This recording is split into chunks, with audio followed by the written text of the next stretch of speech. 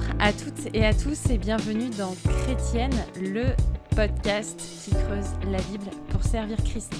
Je suis Aurélie Bricot et je suis ravie de vous accueillir pour un nouveau podcast en compagnie de ma fidèle co-animatrice Angie Velasquez-Thornton ainsi que de notre invité James Haley Hutchinson qui dirige l'Institut biblique de Bruxelles.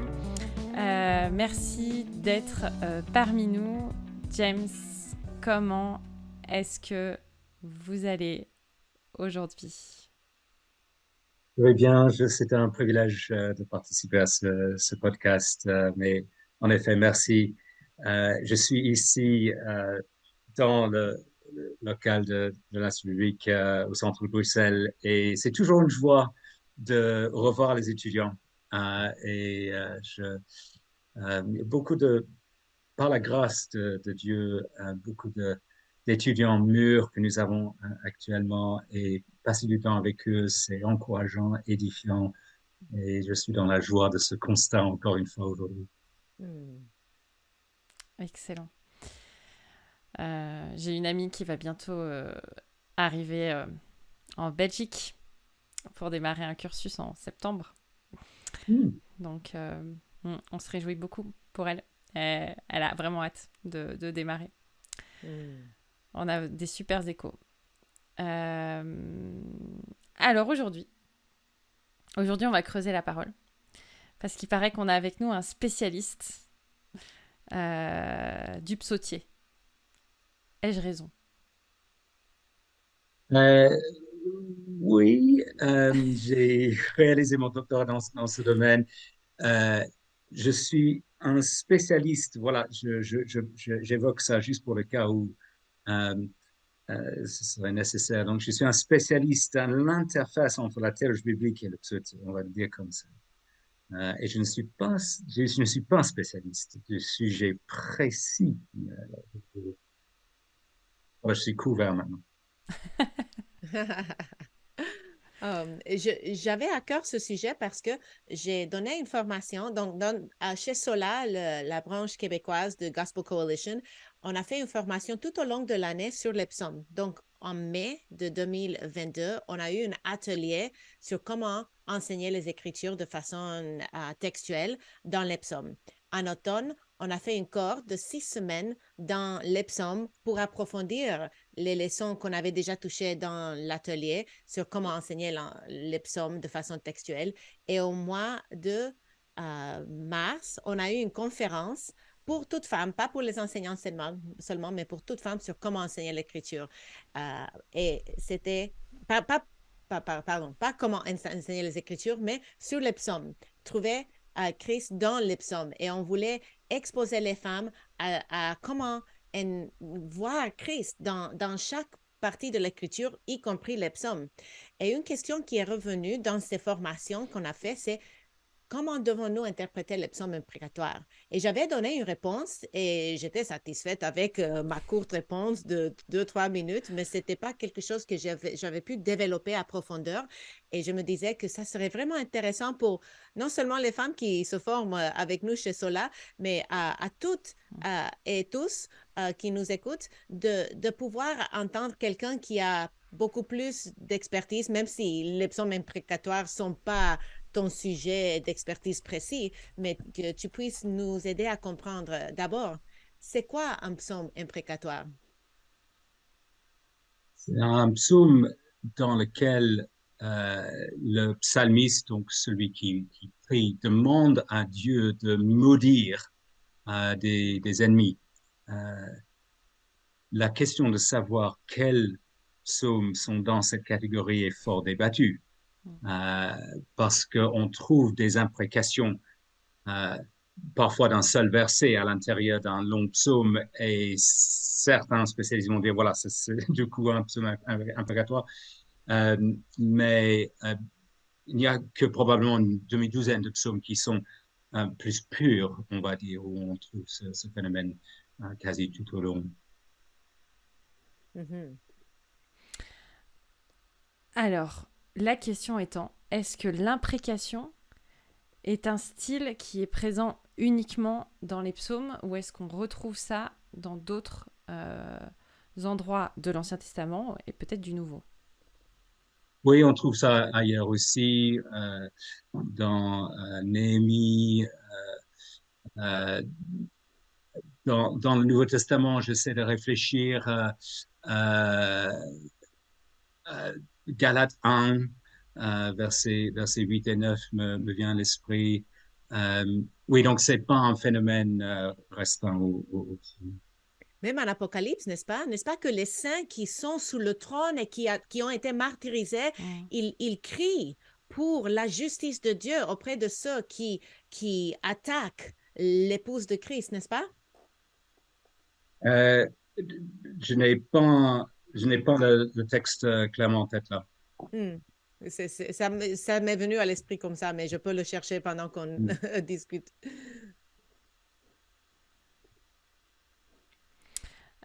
Du coup, souvent, dans la vie chrétienne, quand on est confronté à des personnes avec lesquelles on est en désaccord, par exemple, disons-le comme ça, ou à des personnes qui sont opposées à nous, la tentation est grande de tomber sur un psaume comme ça et de se dire mais c'est exactement ça que je ressens pour cette personne. et, on s'emballe. On s'emballe. Moi, je me suis emballée des fois. Seigneur Jésus, fais quelque chose. Oui, Dieu, que sa méchanceté lui retombe dessus. Ah là là. Je sais pas si j'ai bien fait, mais est-ce que nous pouvons prier de tels psaumes? C'est la grande question. Peut-être que j'ai gravement péché. Avant que tu répondes, James, je voulais seulement lire Apocalypse 6, verset 10, Ah oui, oui, euh, oui, oui, où il oui, dit, tout à il fait. crie d'une voix forte en disant, Jusqu'à quand, Mm. Maître saint et véritable, tarderas-tu à juger et à tirer vengeance de notre sang sur les Mm. habitants de la terre? Donc, c'est un peu une parenthèse, mais je trouve que c'est intéressant parce que parfois les gens peuvent penser, écoute, les auteurs de l'Ancien Testament et même le Dieu de l'Ancien Testament étaient sévères, tandis que Jésus était doux et humble 24 heures sur 24. Et c'est vrai qu'il était doux et humble 24 heures sur 24, mais il est aussi celui qui va revenir sur un cheval blanc pour juger les nations de la terre. Donc, nous devons reconnaître la complexité du caractère de Dieu et nous ne pouvons pas le mettre dans un petit coin comme si on a tout compris par rapport à sa nature. Mm. Maintenant, je comprends exactement ce que tu étais en train de dire et j'abonde dans ton sens, Angie. Merci beaucoup. Et ça peut être aussi un bon euh, tremplin pour répondre à toi, Aurélie. Euh, ma réponse est assez nuancée. Euh, je dirais globalement, mais j'aurais un plus long discours derrière, en quelque sorte, pour justifier cela. Je dirais globalement qu'on n'a pas le droit de prononcer des imprécations à l'égard de tel ou tel individu précis dans le cadre de la nouvelle alliance, mais qu'on doit prononcer des imprécations de façon globale et générale. Et donc, l'exemple que Angie a donné de Apocalypse 6.10 est un bon exemple, mais aussi à chaque fois où nous prononçons le Notre Père, nous prions que ton règne vienne. Qu'est-ce qu'on est en train de demander? On est en train de demander que les personnes qui ne sont pas soumises au règne de Dieu soient écartées, que les ennemis soient détruits, et on finira, Apocalypse 19, par réjouir de cela à terme, que les ennemis de Dieu ne bafoueront plus l'autorité de Dieu, sa majesté, son honneur sera reconnu universellement. Mais donc, je ne sais pas si c'est le moment de développer ou pas, mais pourquoi est-ce que on peut le faire de façon générale, mais pas individuelle? Oui, s'il te plaît, explique-nous la différence. Oui, je pense que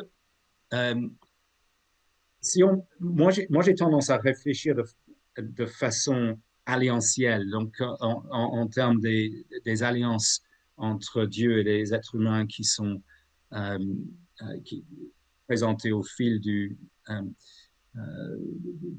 l'histoire du salut. Et on pourrait se dire, mais les implications, cela appartient à l'ancienne alliance, que c'est en rapport avec la logique œil pour œil, dent pour dent, c'est en rapport avec la logique de l'extermination des Cananéens. Euh, et on pourrait se dire, ouais, dans la Nouvelle Alliance a remplacé l'Ancienne Alliance et donc les implications sont tombées à l'eau. La difficulté avec cela, c'est que dès l'Alliance abrahamique qui précède l'Alliance sinaïtique, il y a dans Genèse 12, verset 2, l'idée que Dieu va bénir ceux qui bénissent Abraham et sa descendance et maudire ceux qui maudissent Abraham. Et c'est l'alliance abrahamique qui donne lieu à l'alliance nouvelle. Galates 3:8, c'est l'évangile annoncé par avance qu'Abraham a entendu. Et donc, ce n'est pas parce que l'alliance sinaïtique est caduque, et je le crois, que les implications deviennent caduques. Les implications continuent dans le cadre de la nouvelle alliance. Mais la discontinuité entre l'ancienne alliance et la nouvelle alliance joue aussi pour la façon dont on les prie. Donc, on découvre dans le cadre de la nouvelle alliance qu'on bénit ses ennemis, on prie pour ses ennemis, on prie pour ceux qui persécutent, on donne à manger, on donne à boire à ses ennemis et on bénit ceux qui maudissent. Et donc, au plan individuel, là où il y a quelqu'un qui fait du tort à soi, ça c'est notre réaction. Ce n'est pas de demander à Dieu la malédiction sur cette personne, mais on vise à bénir cette personne, on prie pour la bénédiction dans la vie de cette personne. Et nous, on n'utilise plus, on n'utilise pas d'armes charnelles, 2 Corinthiens 10:5. On utilise la parole de Dieu et on voudrait que la parole de Dieu soit à l'œuvre pour attirer une telle personne au Christ avant que ce soit trop tard. Il n'en reste pas moins que nous gardons le désir, la sainte jalousie pour l'honneur du nom de Dieu. Et ça va vouloir dire continuer à prier pour que de façon globale et générale, le nom de Dieu ne soit plus bafoué par ses ennemis. Je pense que c'est subtil, mais nous sommes en Christ. On découvre que les implications du psautier fondamentalement sont, dans le sens le plus profond, prononcées par le Christ. Nous sommes unis au Christ dans ses souffrances. Philippiens 3:10, Colossiens 1:24, Romains 8:17. Et donc, il est normal que nous nous joignions au Christ en priant les implications. Donc, encore dans le cadre de la Nouvelle Alliance, mais pas à l'intention de tel ou tel individu qui risque, qui pourrait, on ne le sait pas, être parmi les élus. En fait, si je comprends ce que tu précises, c'est donc que les imprécations, il y a une question de direction, et donc vers quoi sont dirigées ces imprécations ? Elles ne sont pas dirigées vers une personne porteuse de l'image de Dieu en elle, elles sont dirigées vers le péché. Et finalement, notre désir à travers l'expression de ces imprécations, c'est d'appeler à ce que la justice de Dieu s'accomplisse parfaitement et pas à alimenter une sorte de vengeance malsaine qui pourrait assouvir une souffrance injuste subie, si je m'exprime bien. Il y a un point de vue embrassé par l'un des spécialistes comme quoi les implications visent le péché, non le pécheur. je ne suis pas tout à fait de ce point de vue. Il y a toujours des pécheurs derrière des péchés et les pécheurs vont devoir être jetés à terre. Des personnes qui continuent à s'en prendre à l'autorité de Dieu, à se rebeller contre Dieu. Euh, en même temps, nous ne sommes pas Dieu et nous ne sommes pas invités à essayer de discerner qui sont ces malfaiteurs qui ne se repentiront jamais. Et donc notre devoir, c'est de bénir des individus à qui nous avons affaire dans notre marche avec Dieu. Mais oui, au final, oui, le péché devra être banni et le péché sera exclu du nouveau cosmos. Hmm. J'ai écouté un épisode du podcast de TGC qui s'appelle Help Me Teach the Bible et Jim Hamilton, qui est un spécialiste un peu comme toi dans le domaine des alliances et il parlait de la typologie dans les psaumes et il répondait à cette même question sur les psaumes imprécatoires et lui, il disait que David était le chef de l'alliance davidique, que c'était à travers lui que Dieu allait accomplir son alliance par sa descendance, bien évidemment, mais que quand David priait des imprécations sur ses ennemis, il n'était pas monsieur, madame, tout le monde qui dit non, mes ennemis sont tellement méchants que je vais prier des malédictions sur eux. Mais que lui, il voyait qu'une attaque sur sa personne n'était pas une attaque sur lui en tant qu'individu, mais c'était une attaque sur l'alliance de Dieu, sur les promesses de Dieu, sur le plan de Dieu pour la nation et en fin de compte pour l'humanité. Donc, quand il priait ces imprécations, il n'était pas un individu, mais il était le représentant de Dieu. Et nous ne le sommes pas de la même façon que David. Et c'est pourquoi Jésus pouvait appliquer ses prières à lui, parce que ultimement, il parlait de Jésus et de ses ennemis, surtout au niveau cosmique, et que le diable et ses démons sont notre cible particulière quand nous pensons à la justice de Dieu. Et puisque nous ne connaissons pas ceux qui servent l'ennemi et ceux qui pourraient devenir élus, comme tu as dit, être rachetés, que nous devons prier ces prières, mais en reconnaissant que nous ne sommes pas David et que nous n'avons pas la même autorité. Mais qu'en penses-tu et comment est-ce que nous pouvons les prier, les psaumes imprécatoires? Où est-ce que nous pouvons les prier? Oui, notre rapport avec David euh, est compliqué, peut avoir plusieurs facettes. Lorsque David est clairement en train d'agir en tant que roi, nous sommes moins directement Mhm, liés à lui que lorsqu'il est en train d'agir en tant qu'Israélite ordinaire, le psaume mhm, 32, où il confesse ses péchés, il est heureux de se savoir pardonner. Euh, En même temps, parce que euh, David, effectivement, est le type du Christ, et on voit mhm, dans un psaume imprécatoire tel que le psaume 69 que explicitement Jean 15, euh, le, euh, le Christ lui-même, Jésus-Christ, accomplit ce psaume. Et parce que nous sommes en Christ, indirectement, nous pouvons aussi prier de telles prières. Mais encore une fois, pourvu que nous tenions compte de la discontinuité qui s'applique à nous dans la nouvelle alliance, que mhm. on ne dirige pas ces sentiments vers tel individu qu'on pourrait avoir en tête, mais de façon globale et générale vis-à-vis des ennemis de Dieu. Mm. Est-ce que tu pourrais peut-être nous lire dans le psaume 69 que tu cites, je vois que le verset 10 dit, car le zèle de ta maison me dévore et les outrages de ceux qui t'insultent tombent sur moi. Donc Jésus le cite et je savais pas, j'avais pas remarqué avant que c'était une citation d'un psaume imprécatoire.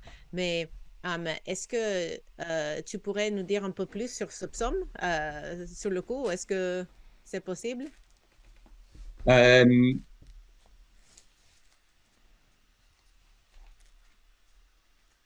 Il est un peu long pour que nous le lisions oui, en donc, entier, mais oui, quand je pense au verset imprécatoire, parce que ce n'est pas un psaume entièrement 100% imprécatoire. Et il y a des lamentations dedans aussi, n'est-ce oui. pas? Euh, Oui, il y a un passage assez long à l'intérieur de ce psaume qui est mhm, nettement après toi. Donc, du verset 23 au verset 29, mhm, hein, que la table soit pour eux un piège et la prospérité une entrave, que leurs yeux s'obscurcissent pour ne plus voir, fais-leur constamment courber le dos, déverse ta fureur sur eux et que ton ardente colère les atteigne, que leur domaine devienne désert, que plus personne n'habite dans leur tente. En effet, ils poursuivent celui que tu frappes, ils racontent les souffrances de ceux que tu as blessés, ajoutent cette faute à leur faute et qui n'ait aucune part à ta justice, qu'ils soient effacés du livre de vie et ne soient pas inscrits avec les justes. hmm. Et la liste assez restreinte que présente Aimé Nicole dans cet ouvrage inclut le psaume 69. Je pense à Bonessien euh, pour, euh, pour cette raison que y a un passage assez développé. Et pour ceux qui nous écoutent et qui ne voient pas la vidéo, ça s'appelle Redécouvrir l'Évangile de Redécouvrir les psaumes. pardon. Et l'article à l'intérieur de cet ouvrage s'intitule Ces psaumes qui nous dérangent. Ces psaumes qui nous dérangent. C'est le chapitre 10 de Redécouvrir les psaumes. Mais c'est Parfait. Merci. intéressant, Angie, que euh, là, en pensant au fait que nous citions dans le deuxième livre, je pense que toi, tu es parfois intéressé à la configuration finale du psautier. Mhm, Euh, et peu de temps plus loin, nous avons cette notice finale à la fin du deuxième livre, donc mhm, psaume 72, verset 20, fin des prières de David, fils de Jessé. mhm. Et c'est un casse-tête connu pour les spécialistes des psaumes. Qu'est-ce qu'on fait des psaumes qui sont clairement de David, mais qui apparaissent après Yeah, 72, verset yeah. 20? Euh, euh, là je donne une réponse assez développée dans un livre qui va paraître au mois d'octobre, mais malheureusement en anglais. Euh, mais par rapport à notre sujet de ce jour, euh, il est intéressant de constater que les psaumes imprécatoires les plus développés en quelque sorte, ou les plus virulents si l'on veut, sont après cette notice finale dans le Hmm, psaume 109 et le psaume 137. Et je pense qu'on est en droit d'associer ces deux imprécations plus directement, si l'on veut, euh, au nouveau David, au David eschatologique, si l'on veut, plus directement à Jésus-Christ, euh, par opposition au David historique, à David, fils de Jessé. Et je pense que ça peut aider aussi euh, les auditeurs auditrices de ce podcast qui sont troublés par ces deux psaumes en particulier. On s'attend à ce que dans la bouche de Jésus-Christ, il y a euh, que cela monte d'un cran, Mm. ça, que ça puisse gravir d'un échelon dans la bouche de Jésus qui doit dénoncer le péché et le jugement devient plus fort dans ces psaumes euh, après qui sont associés plus directement à Jésus-Christ lui-même. hmm. Et vas-y, Aurélie. Non, je me posais la question s'il n'y avait pas quelque chose de très émotionnel finalement dans ces psaumes.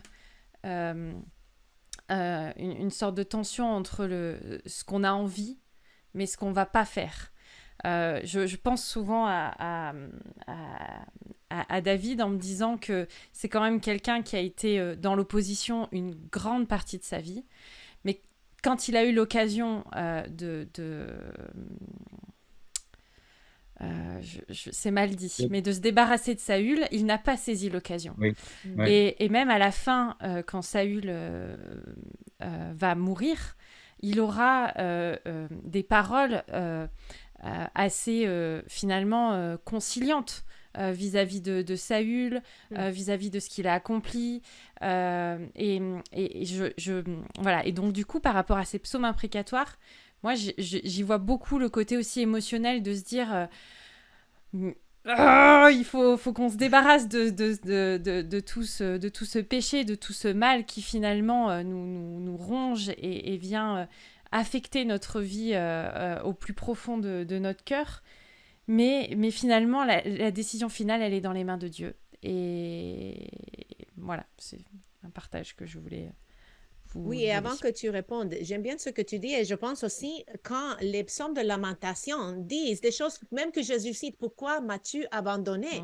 Le psalmiste n'a pas été abandonné par Dieu. Jésus n'a pas été abandonné par Dieu, mais il se sent abandonné. Donc, je me demande si c'est possible que la hauteur des émotions qui sont une caractéristique essentielle du psautier, c'est pas quelque chose de sec et ennuyant, mais c'est quelque chose qui vient nous chercher, que ça puisse être quelque chose que nous considérions tant dans les psaumes de lamentation quand le psalmiste a une vision un peu nuagée, est-ce que ça se dit en français, de sa réalité, et est-ce que c'est possible que ça influence la colère avec laquelle il exprime la vengeance qu'il cherche de Dieu auprès de ses ennemis? Je ne sais pas si c'est possible que ça soit le cas. Et je pense il y a un côté un catharsis qui joue dans les psaumes imprécatoires et je pense que si nous, on était plus persécutés, si on se trouvait en Somalie ou en Inde ou en Indonésie, euh, la pertinence serait plus nettement ressentie. Euh, et euh, effectivement, je suis frappé, Aurélie, aussi par la justice dont David fait preuve lorsqu'il entre dans la grotte, il a l'occasion de tuer Euh, Saül et ne le fait pas. Deuxième reprise aussi. Il est conscient de ce que il ne devrait pas brûler les étapes. C'est Dieu, en effet, qui doit. Et il le dit à un moment donné. Je pense que c'est dans la deuxième fois, en tout cas, en Samuel 26 à peu près, que ça doit provenir de Dieu. Euh, euh, et en même temps, ces psaumes sont là et nous avons, me semble-t-il, le droit euh, de les prier en pensant de façon générale euh, au fait, et je pense qu'il faudrait ajouter ce point, euh, si ça n'a pas été suffisamment souligné jusque-là, que Dieu est saint et il a le péché en horreur. Et plus nous sommes mûrs dans notre foi chrétienne, notre marche avec Dieu, plus nous avons à cœur son honneur.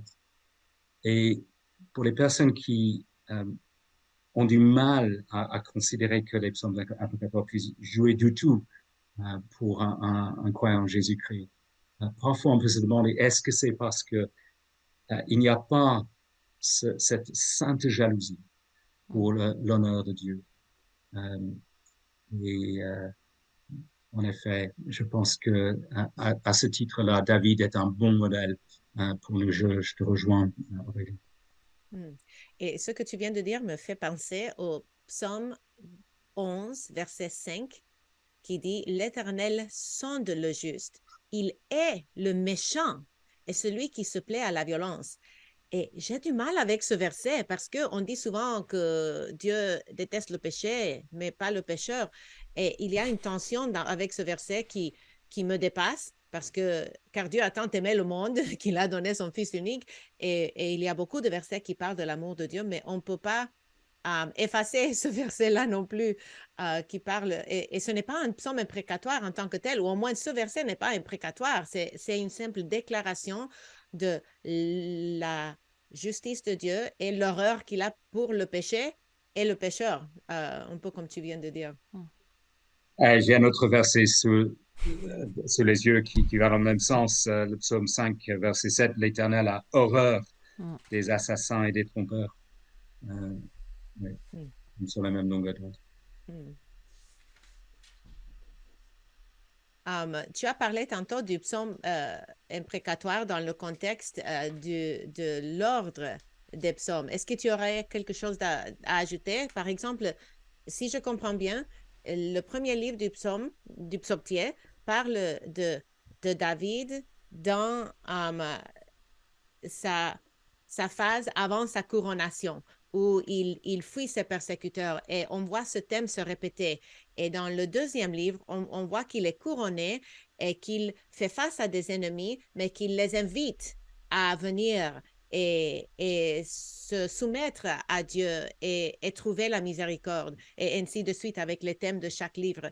Est-ce que je me trompe? Est-ce que j'ai fait des recherches c'est pas moi qui ai inventé cela, mais en tout cas, comment est-ce que les configurations du psautier jouent avec cette question-là?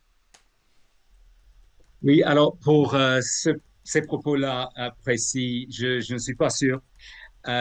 Mais certainement pour les deux premiers livres, on a affaire au David historique et uniformément pour le premier livre, psaume 3 jusqu'au psaume 41, il s'agit de David historique. Il y a deux psaumes qui n'ont pas de titre, mais les deux en question sont suffisamment étroitement reliés à ce qui précède pour qu'on puisse affirmer que le premier livre est entièrement davidique. Deuxième livre, c'est légèrement plus compliqué dans la mesure où il y a à des personnes à qui David a donné des responsabilités comme chantre pour rédiger des psaumes. Mais il y a plus de notices historiques relevant de la vie de David dans le deuxième livre. Et donc, oui, donc pour les deux premiers livres, on a affaire à David, fils de Jessé. Ensuite arrive le troisième livre où on a dépassé cette époque et on est en train de réfléchir du point de vue de l'exil, pourquoi, jusqu'à quand, et le psalmiste exprime souvent sa perplexité face à ce qui semble être le non-respect de l'Alliance davidique, notamment dans le psaume 89 qui conclut le troisième livre.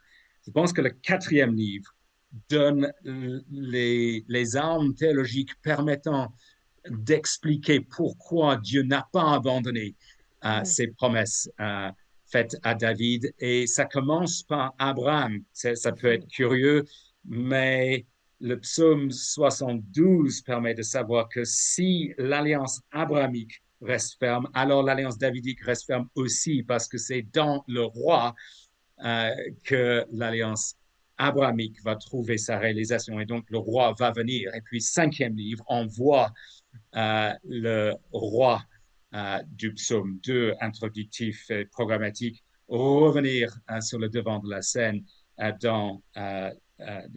plusieurs endroits stratégiques dans le déroulement structurel du cinquième livre. Et donc, mon propos de tout à l'heure, c'était de dire que lorsqu'on arrive au cinquième livre, on est après l'exil, on est en train de voir plutôt l'antitype par opposition au type qu'on voit dans les livres 1 et 2, et on voit plus directement Jésus-Christ lui-même. Et je pense que le Nouveau Testament confirme cette interprétation où on voit le psaume 110 et le psaume 118 repris de façon à présenter le Christ.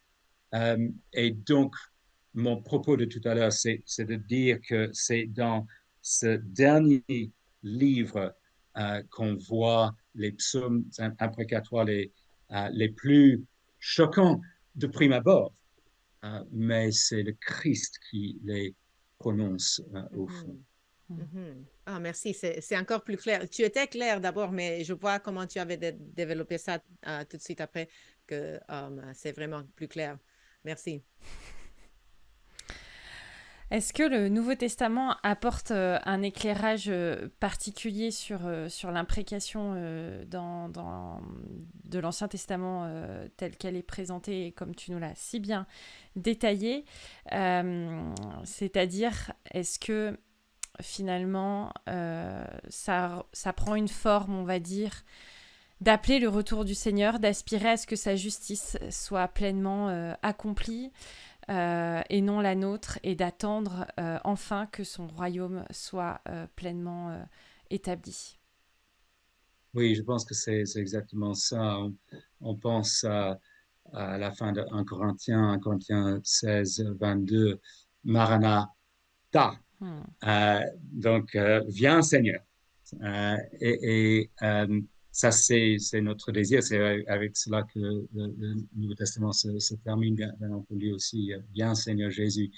On voudrait que le moment arrive où finalement, dans la perspective de Philippiens 2, tout genou fléchira, toute langue confessera que Jésus-Christ est Seigneur, donc à la gloire de Dieu.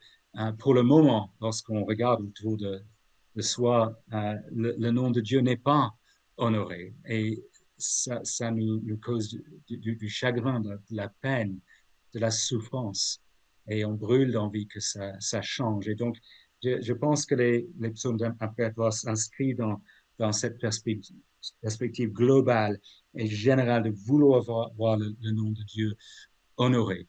Et ce moment arrivera. Et on est en droit de prier afin que ce moment arrive. Le Nouveau Testament nous incite à prier dans ce sens.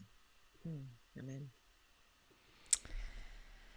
Attends donc le retour du Seigneur de cette manière-là.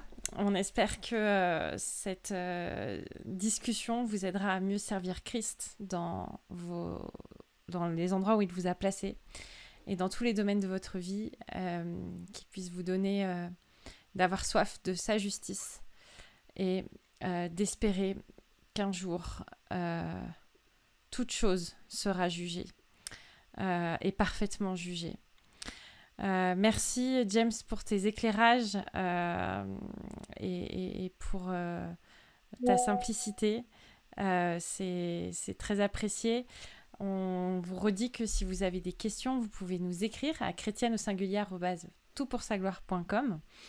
Et si ce podcast vous semble intéressant à partager à des personnes avec qui, justement, vous avez parlé des psaumes imprécatoires il y a pas si longtemps, n'hésitez pas à lui partager cet épisode. Je vous laisse le mot de la fin. Non ? Vous ne voulez pas ?